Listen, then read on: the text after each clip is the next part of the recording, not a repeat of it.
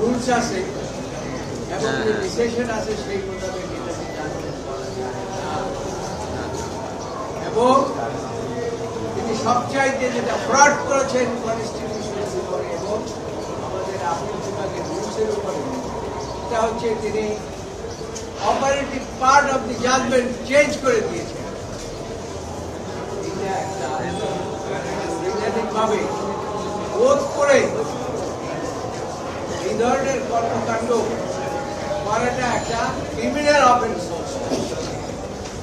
এটা fraud practice. বিষয়টি হচ্ছে তিনি যখন এই জাজমেন্টটি দিলেন তখন তিনি ওত বরং ছিলেন, তার কোনো ওত ছিল না।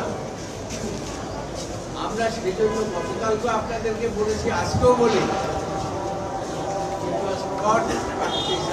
Constitution upon the judiciary, upon the people, and destroy the democratic character of this country. This is very important.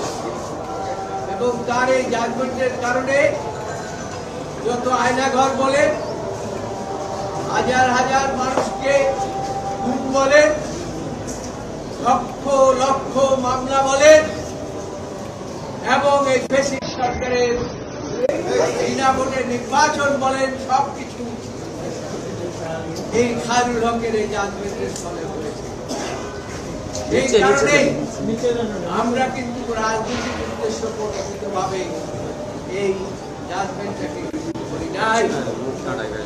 আমরা দেশের কথা চিন্তা করে, দেশের মানুষের গণতন্ত্রের কথা চিন্তা করে, ভোটাধিকারের কথা চিন্তা করে এবং তিনি যে বিচার বিভাগকে ধ্বংস করে দিয়েছেন, এইটা জনগণের এবং আপনাদের মাধ্যমে জানা দরকার।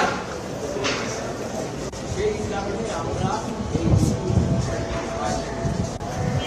এবং রিভিউ পিটিশনে আমাদের একটা টিম ওয়ার্ক হয়েছে। এই টিম ওয়ার্কে আপনারা এখানে দেখতে পাচ্ছেন সকলেই ছিলেন এবং সকলেই উপস্থিত ছিলেন। তার কারণ হলো সকলের মধ্যেই একটা অ্যাংজাইটি কাজ করেছে। কি অ্যাংজাইটি? সেটা জেলে কেন? প্রধান বিচারপতি জেলে কেন?